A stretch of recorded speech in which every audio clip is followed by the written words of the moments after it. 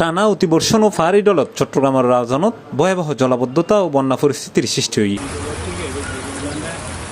উপজেলার 14 ইউনিয়ন ও একান পৌরসভার বিভিন্ন এলাকাত হালভাঙ্গেই লোকালয়ত ফানি ঢুকি ফুটছি। এতে প্রায় লক্ষাধিক মানুষ ফানিবন্দী হয়ে ফুটছি।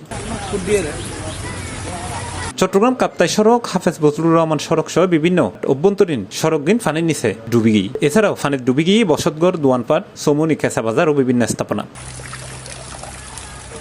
হালদা ও কর্ণফুলী নদীর পানি বাড়তে তাহলে আতঙ্কত আছে নদী তীরবর্তী এলাকার বাসিন্দা।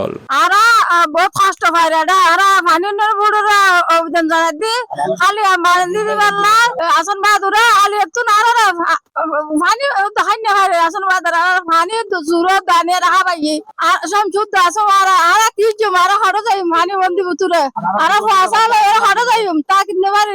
সবচেয়ে বেশি ক্ষতিগ্রস্ত হয়ে রাউজান পৌরসভা 4 নম্বর ওয়ার্ড, সিকদৈর, ডাবুয়া, হদলপুর, ফাততলি, চৌমনি, নোয়াপাড়া ও উরকিশ্বর ইউনিয়নের বিভিন্ন এলাকা। হনিমিকে গড়ের ভেতর হাটফালঙের উদ্দিয়েও ফানি উড়ি গিয়ে। আবার হনিমিকে কোমর সমান ফানি চলাচল গরম ফের বাসিন্দা অলত্তন। এছাড়াও ক্ষতিগ্রস্ত হয়ে কৃষকের বীজতলা বাসি গিয়ে ফৈরুর মাছ। রাউজান উপজেলা নির্বাহী কর্মকর্তা এস এম রাহাতুল ইসলাম হয়ে সিকদৈর হালভাঙ্গি স্থানত দ্রুত বাদ দিবের উদ্যোগ লুই ঝুঁকিপূর্ণ এলাকার বাসিন্দা নিকটবর্তী আশ্রয়কেন্দ্র দাবেলায় নির্দেশনা দেয়া গিয়ে পরিস্থিতি সার্বক্ষণিক পর্যবেক্ষণে রাখে উপজেলা প্রশাসন। C plus TV, Chittagong.